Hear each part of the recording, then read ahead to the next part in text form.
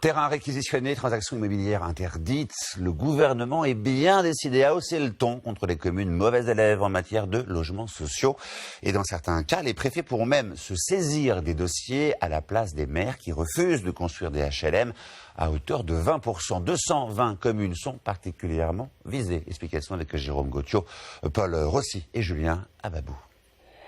Cuges-les-Pins dans les Bouches-du-Rhône, 5000 habitants, 5% de logements sociaux. Menton dans les Alpes-Maritimes, 30 000 habitants, 10% de logements sociaux. Deux communes bien différentes mais un point commun, elles sont hors la loi. L'une répond rareté des terrains, l'autre cadre à préserver. On a des difficultés parce que le terrain est rare, la commune n'est pas propriétaire de terrain. Il n'est pas question de bétonner Menton. Menton est un havre de paix. Menton a des bâtiments historiques magnifiques. Il n'est pas question de faire n'importe quoi à Menton. Selon la loi Solidarité et Rénovation Urbaine dite SRU, 20% des logements d'une commune doivent être sociaux. 25% en zone définie comme tendue, des zones à forte demande de logement. Si ces élus montrent fièrement leurs logements sociaux en construction, leurs villes font donc partie des 216 communes en carence selon le gouvernement.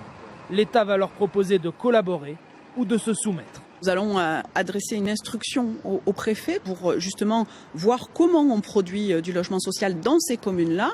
Et en cas de refus de ces communes-là, nous serons fermes et l'État reprendra la main dans les communes récalcitrantes. Une reprise en main en forme de tutelle du préfet sur le maire.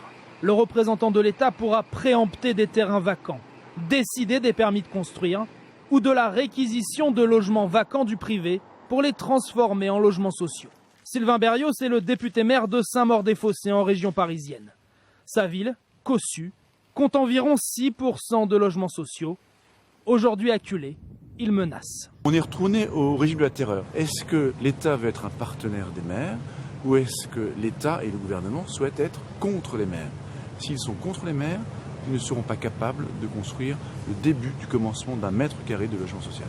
L'un des sujets qui fâche, en cas de transformation d'un logement privé en logement social à loyer modique, c'est la commune qui paiera la différence et donc les impôts locaux des administrés.